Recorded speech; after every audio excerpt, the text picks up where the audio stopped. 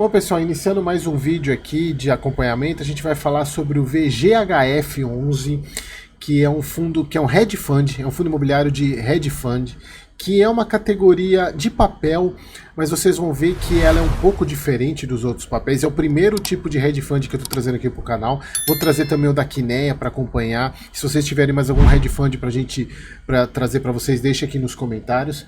E é um fundo, eu já venho acompanhando ele há algum tempo, não tinha trazido para o canal ainda, resolvi trazer agora. É um fundo que me interessa demais, inclusive se você é meu aluno, provavelmente, eu não sei quando que está saindo esse ativo, provavelmente ele saia depois da emissão do relatório agora de fevereiro, teremos surpresas. Se você leu lá, provavelmente você deve ter visto algumas surpresas referentes ao VGHF.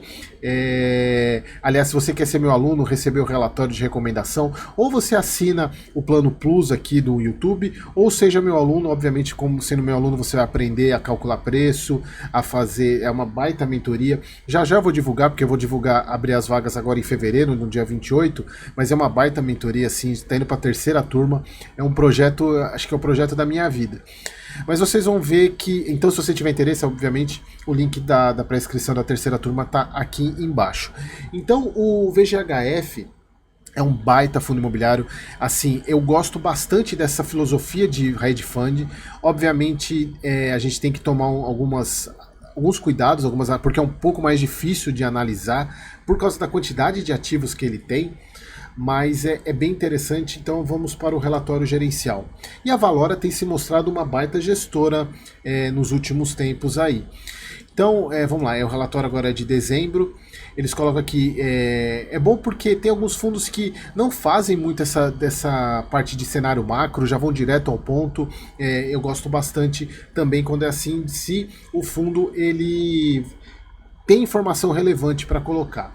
Eles colocam aqui, que o fundo encerrou o mês de dezembro de 23 com a totalidade do seu patrimônio alocado, 150 diferentes ativos versus 115, porque ele encerrou agora em dezembro a emissão, que foi a sexta emissão, como vocês podem ver aqui, que foi de 621 milhões. Então o fundo cresceu bastante, ficou bem, passou da casa do bilhão, porque antes ele era 900 milhões, cresceu para mais de 1,5 bilhão. E basicamente essa oferta foi para a compra dos ativos do MGFF, que era um fundo de fundos. Inclusive, deu alguns problemas aí essa questão da compra, o MGFF ficou um mês sem distribuir rendimento, que eu acho que é uma sacanagem o que eles fizeram, né? Mas não cabe a mim analisar isso agora.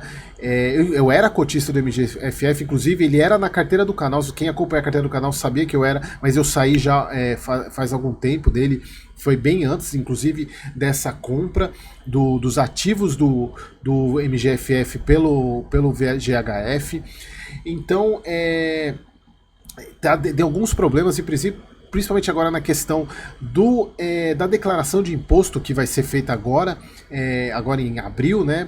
Porque teve uma questão que você tinha que informar o preço médio de compra. Se você não colocasse o preço médio, o que viria seria o menor preço. Foi uma confusão que eu ainda não sei como é que tá isso. Quem tiver mais informações, deixa comentário aqui no vídeo sobre essa questão, se você era cotista do MGFF quando teve essa compra dos ativos. Então, vamos falar do VGHF em si. Então, ele fez essa compra.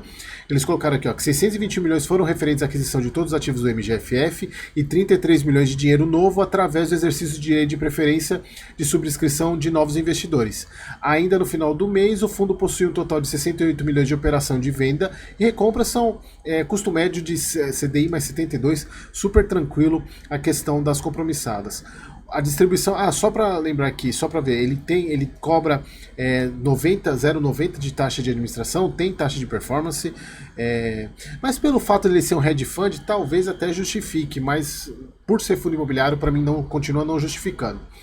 Então ele distribuiu 10 centavos por cota, rentabilidade líquida de 14,5, vem trazendo muito resultado. Eles colocam, ao longo do mês o fundo obteve uma rentabilidade total de 20 centavos por cota, equivalente a 31,4% ao ano. Com isso, além da distribuição de dividendos, houve uma variação positiva no patrimônio líquido do fundo de aproximadamente 10 centavos por cota. Então o que a gente está falando aqui, rentabilidade, é a marcação a mercado com os ativos que ele comprou. É um lucro, basicamente um lucro contábil, não é um lucro de distribuição, tá?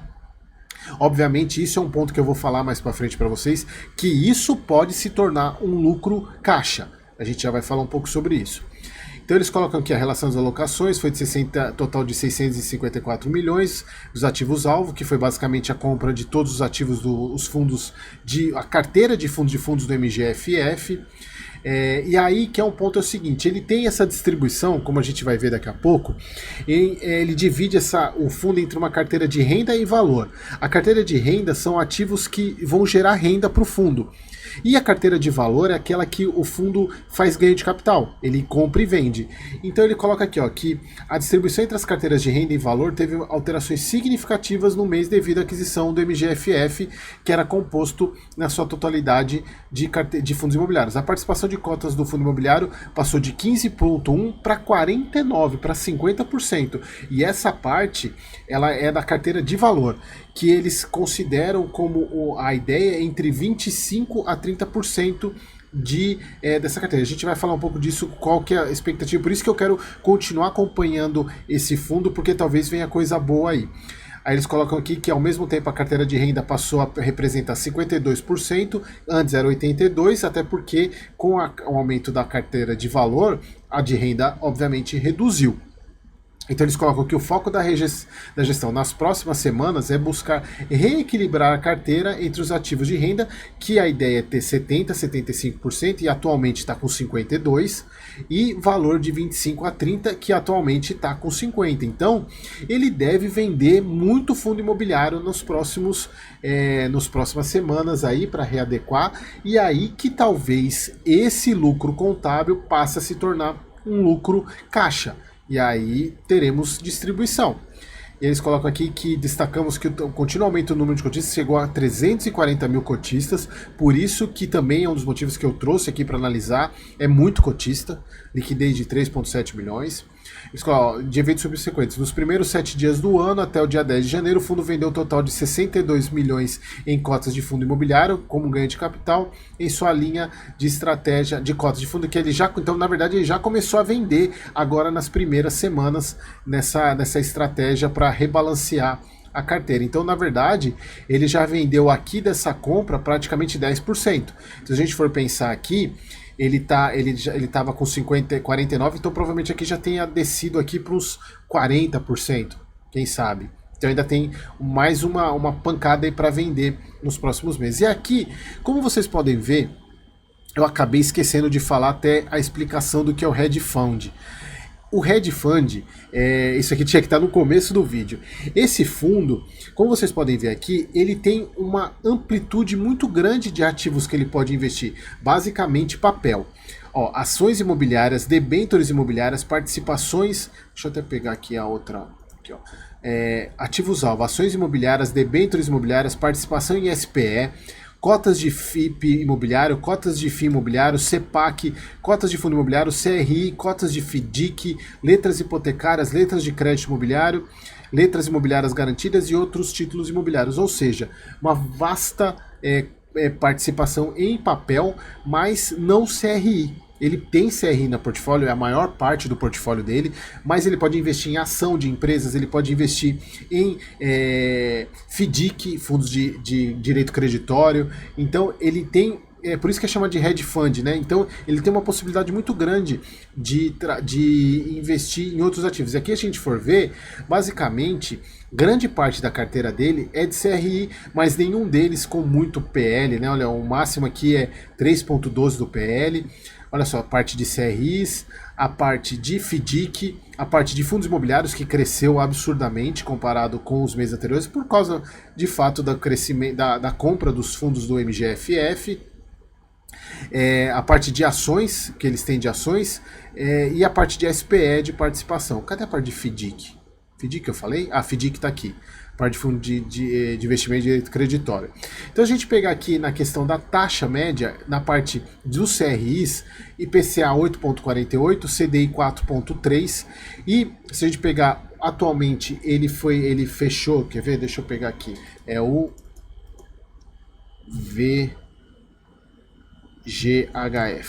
VGHF 11, 9,59. Então se a gente pegar 9,59, tá nessa linha aqui mais ou menos de, deixa eu pegar aqui a setinha, nessa linha aqui, ó, de 9,50, 9,49, né? Então ele ainda está trazendo um bom resultado, se a gente for pegar, ele está um pouquinho acima do patrimonial 9,35, embora a gente precise ver como é que vai ficar essa questão com as vendas que ele está fazendo, se vai ter alteração, porque nesse caso o valor patrimonial ele é refletido mês a mês. Então basicamente a análise que a gente faz desse fundo é basicamente muito parecida com o fundo de papel. Aqui a parte de receita do fundo, que ainda, se eu não me engano, não está considerando ainda essas aquisições. 10 milhões, distribuiu, teve um resultado de 8 milhões, distribuiu 10 centavos, ele tem ainda um resultado de 1 centavo acumulado por cota. Aqui a parte, obviamente, fundo imobiliário 49%, 50%, isso aumentou muito.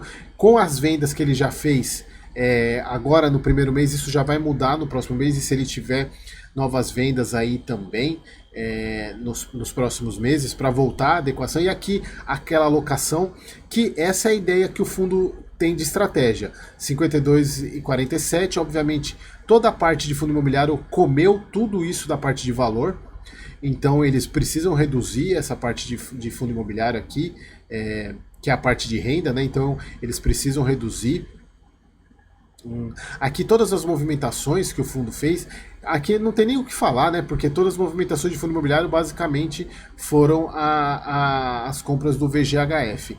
E aí o que eu quero falar para vocês é sobre o que eu espero para os próximos meses, na verdade para os próximos, nas próximas semanas e próximos meses, que é o que o fundo vai fazer para readequar essa carteira e essas vendas, que provavelmente ele vai vender bastante cota aí.